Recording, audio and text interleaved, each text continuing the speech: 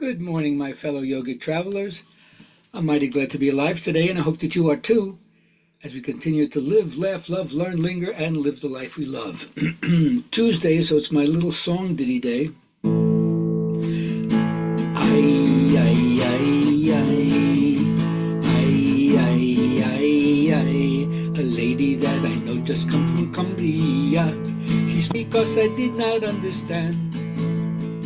She took out some marijuana, She says it was the best in all the land. I said, no, no, no, no, I don't smoke it no more. I'm tired of waking up on the floor.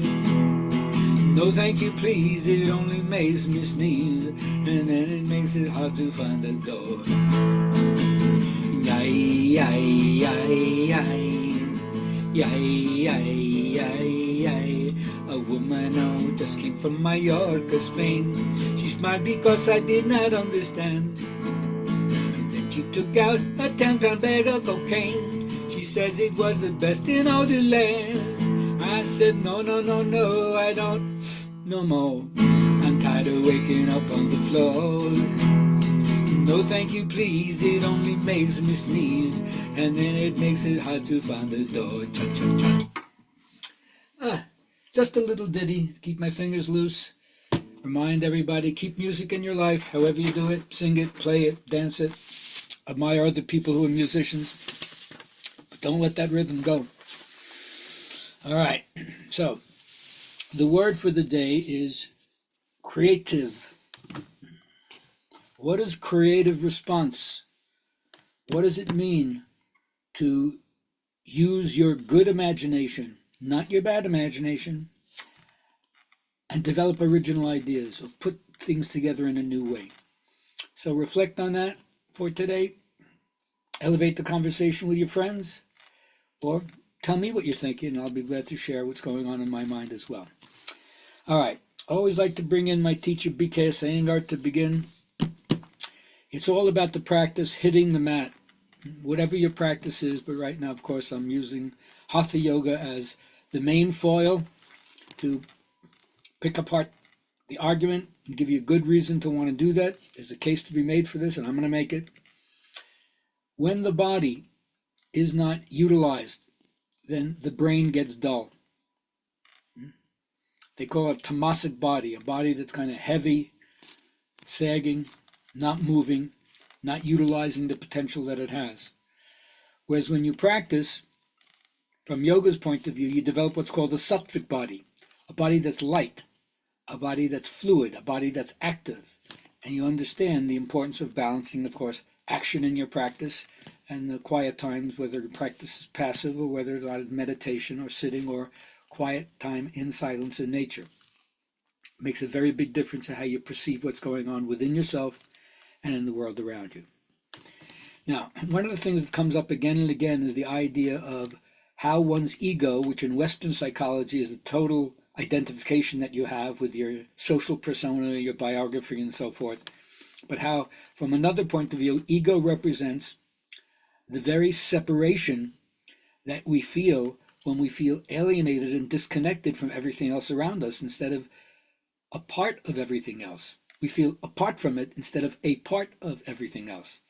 So very often the Eastern teachings, what they call liberation, is the freedom from our ignorance about this, which then confines us to our ego as if the ego is something like solid and static and prevents us from the openness that would allow us to proceed into other aspects of how our intelligence could unfold. I like to think of yoga as using intelligence to unfold your intelligence.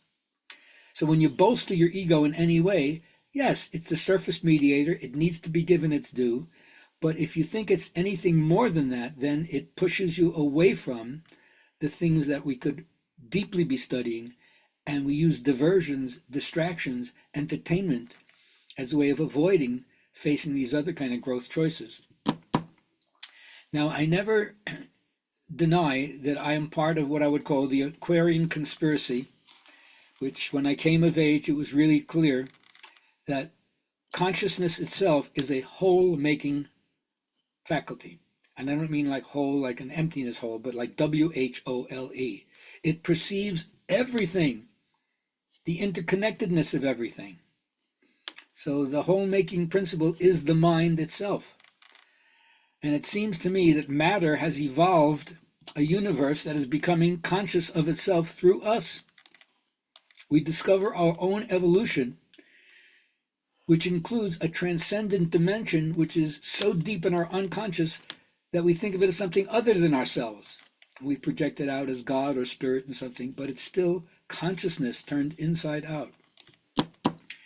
And the importance of every one of us working on ourselves is this: the merits of any given individual during their life, during their growth, during how they serve and share their gifts. It's a gift to the collective treasury of our own psyche, of the psyche of the species, of the psyche of the planet. And each increment of personal growth augments the collective whole. So even if it seems that some of our brothers and sisters are lagging behind or they're not doing their homework, it doesn't matter. When we do what we can, that adds to the total collective and the belief that we can make it. We can rewire ourselves. We can restructure society, however long it takes in the movement of evolution. Like they say, the mills of the gods grind slowly but exceedingly fine. Now, one of the best ways I can help myself, and of course anybody else who's willing to not only listen to this and merely consider it, but try it, is don't whine. And I don't mean drink vino. I mean don't whine, don't complain. If you whine, you'll feel shortchanged. And you'll find many willing ears to let you let it out. So the question to really ask yourself is, the way I live, is it worth it? Because that's what your teacher would say. The way you're living, is it worth it? And if it's not, what's keeping you there? Why aren't you not moving? That's the question to battle with, right? The forces of our own ignorance, yeah? And so find your discipline, whatever it is, so that you can move away from the whining things. I don't have any time. Go from I don't have any time to I'm making time. Because it takes time for that which takes time. Take time for that which takes time. Like learning a musical instrument. If you don't carve out some time to practice it, you never learn it. Take time for that which takes time, whatever that is for you. So I leave you here today with a little quick affirmation. I do my best to feel as good as I can. And if you do that, you will break your own chain of pain. Have a great day.